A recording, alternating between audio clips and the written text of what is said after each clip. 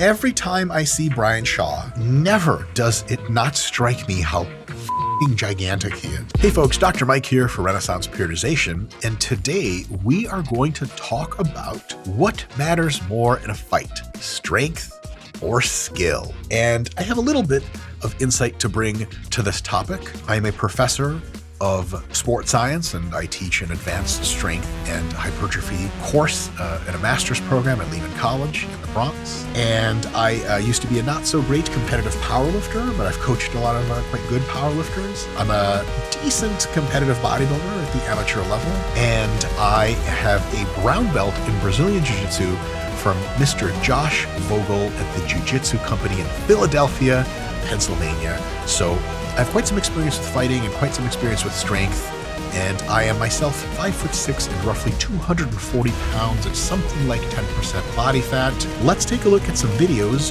of gigantic people fighting smaller people that know things, and maybe while we look at these videos together, I can sprinkle in a bit of attempted wisdom to explain what the dynamics of a fight are actually like and how much size and strength really matter compared to ki technique. And that was jiu-jitsu, by the way, in case you were unfamiliar. Holy shit. Every time I see Brian Shaw, never does it not strike me how fucking gigantic he is. Dustin Poirier is an adult male and multi-time world champion fighter. Brian Shaw is bigger than the heavy bag. How does that work? Unbelievably impressive. I've seen Brian Shaw a few times, though he doesn't know about these times, at like the Arnold and the Olympia. When you see him in real life compared to other also very jacked people, there's no describing it. If you've ever seen Brian Shaw or someone his size, which is maybe one other person, Hafthor Julius Bjornsson, the guy from Game of Thrones, it's disconcerting. And there's no context. Your visual field doesn't make any sense. Your ape brain can't contextualize what it sees. Oh my God. And fighting him is probably the last thing that will ever enter your mind. Dustin, do not teach Brian Shaw things about fighting. That's scary. Keep him ignorant so that some of the rest of us can pretend to be able to beat him up in a real fight. What are you doing? Step in the air, jab. So that's a 1. Now we're going to do a 1-2. Jab cross. And then we're going to do a 1-2-3. Jab cross hook. All right. So this is just clearly for the cameras, and it makes sense because they're making a YouTube video, but if you were to teach someone how to fight, the jab by itself is multiple sessions of instruction. The cross by itself is multiple sessions of instruction, and a hook is altogether very different. Teaching 3 punches at the same time, you can tell Brian's like, what's that? It takes a long time to be able to learn how to fight.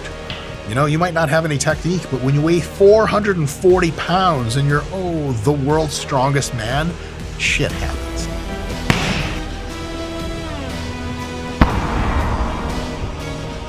That's fucking scary. You know when it's fast on slow motion, it's really fast, and I've been around when they've been doing their striking practice, and it's just legitimately scary. There was a gentleman in the Philadelphia area, pro fighter named Paul Felder, I believe. And I saw him work with his coach once when I was doing jiu-jitsu, and he was over in the corner doing his striking. And every time his kick or punch landed, there was this like low-grade that went across the entire gym. And I was like, but if my bone was there, it wouldn't be there afterwards. Fucking scary. So if you ever think you have a shot at the title and some guy's like a pro MMA fighter or a top-ranked amateur and you're like, I don't know, he looks small, fuck him. There's just one leg kick between you and the realization that you had no idea what the fuck you were getting into. Fucking freaky. Huh. Now, I used to do some striking training back in the day, and we used to do leg kicks to each other to at least familiarize ourselves with what that feels like. Let me tell you what it feels like. It feels like your leg has become disconnected entirely in function from your body, but all of the nerves that used to tell your leg what to do have been rewired into the pain nerves. And the pain is this weird, dull, all-around sensation that screams, ouch, but not like a paper cut. It screams, something is wrong with you. Get really scared and begin to hyperventilate. It's awful. And getting kicked in the leg, just the leg, you would think, oh, it's just a leg kick, is really, really debilitating. Now, if you're interested in self-defense writ large, first thing I'll tell you is this: become exceptionally competent with a firearm, get a license for it so you can carry it out wherever you go, and be ready to use said firearm in altercations that you think are life or death. That's true self-defense. There are layers to self-defense. There is what's happening far away, there's what's happening closer, there's what's happening right with you. Now, if somehow someone was to breach all of the layers, then you should be able to be competent with your hands. And then the best kind of self-defense in the street has to come from something like at least two perspectives. Perspective number one is what totality of techniques, tactics, and strategies keeps you the safest. And perspective number two is, of those that keep you the safest, which ones are more likely to result in no legal action against you / no needless killing of some drunk frat boy that just thought you looked like someone else and he took a swing at you. Muay Thai is number one for self-defense. Why? One of the best parts about getting competent at Muay Thai for self-defense, if you had to learn two moves for self-defense, one is the teep. It's just a front kick to the chest, stomach, maybe if they're short enough like me, head area. And it's not designed to project a lot of force really quickly. It's a low impulse move. It's designed to push people the fuck away from you with your leg. Now, oftentimes they fall, sometimes they get really hurt. It's a distancing move. You teep somebody hard enough, most people psychologically, in remotely a sensible state of mind, even remotely, will be like, holy shit, fuck that. I don't want that to happen again. Clearly that person knows things. I'm out. Or if they come back in, then at least you gave them another chance to reconsider that whole situation. So as they come back in, they might be like, I don't want that to happen again. And then as they come back in, then potentially you can deploy the second skill, which is some sort of side kick to anywhere between the shin, knee, and thigh area, just generally called a leg kick. The where you hit them isn't so important. A leg kick is great for a few reasons. One, it is insanely effective at destroying most people's ability to ambulate, that is, walk towards you. If you leg kick and back up, most people, if it's a well-landed leg kick, they'll fall and they won't get up because the pain is excruciating and your muscles seize up and they don't work anymore. Your leg just doesn't work. A competently placed leg kick on someone who doesn't train, they're just gonna fucking stop and writhe in agony. That's a really big deal. Sometimes you can break shit and then they're for sure not getting up. If you didn't drop them, they're gonna start limping and they're gonna start being really slow, and it'll put the fucking fear of God into them. So the best way to be competent in a street fight self-defense scenario is to learn basic Muay Thai. Subcategory of that is to learn to teep and to learn a leg kick.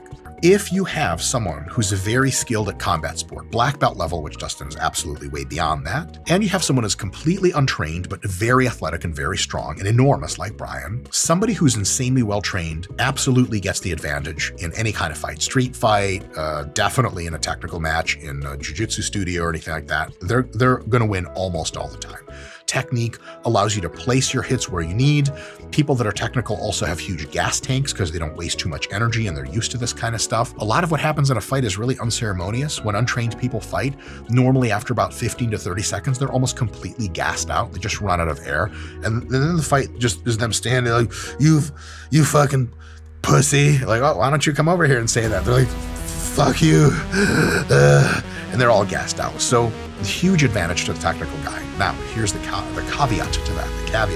If you get Brian Shaw 2 years of going to Muay Thai class for 2 sessions a week on average, Brian Shaw would be devastating. The number of people that want to get kicked anywhere, especially in the leg, by Brian Shaw, if he just has 1 or 2 years of competency in basic striking, is fucking nobody. That shit is scary as hell. So it's absolutely true that skill beats strength and skill beats power most times. But if you take that person who's really, really, really big and strong, and in Brian's case, the biggest and strongest, and you give them a basic level of competency, that can take them into a situation where most black belts, given the opportunity, will be like, I'd rather not fight that guy. Now, here's the thing about jiu-jitsu. Striking Everyone has what's called a puncher's chance. Somebody like Brian, who can bench press 500 pounds for reps, if he just throws a haymaker and it lands, it doesn't matter who the fuck you are, you're going night-night. That's just too much to deal with. In jiu-jitsu, in grappling, in the ground, the toolbox you have to randomly win is much smaller and arguably doesn't exist. Ground fighting is slower. There's an opportunity for more complex techniques to be executed, and the disproportionality between technique and strength/size in striking is technique's much better. In ground fighting and grappling, it's way higher still. All right, so this is interesting. Brian is on top of Dustin now. Brian's shoulder is bigger than Dustin's head. I want people to understand how enormous of a person this is. But if I ever get to speak to Brian in person, I should be like, Brian, if you just spent 2 years training in Brazilian Jiu-Jitsu, you could win Blue Belt World Championships. How could you not? Could you imagine being a 155-pound Blue Belt, you're the next star of the show, and you're at Worlds, and your next opponent in the absolute class weighs 440? And you're like, oh, he's weak, right, fellas? Like, he's the former world's strongest man. You're gonna do great. Like, okay, but he doesn't know Jiu-Jitsu. No, he's been training for 2 years. Private lessons. Like, oh my God. Now, there are tools you can use against someone like that. When you go up against someone sufficiently big and sufficiently strong, you sometimes realize that the toolkit you thought you had was not as sharp as you thought you had. Just your body weight smashing me is so hard on my diaphragm and my lungs to expand. Yeah, that's called fatting somebody out, is when you just lay on them and they just tap to pressure. Absolutely happens.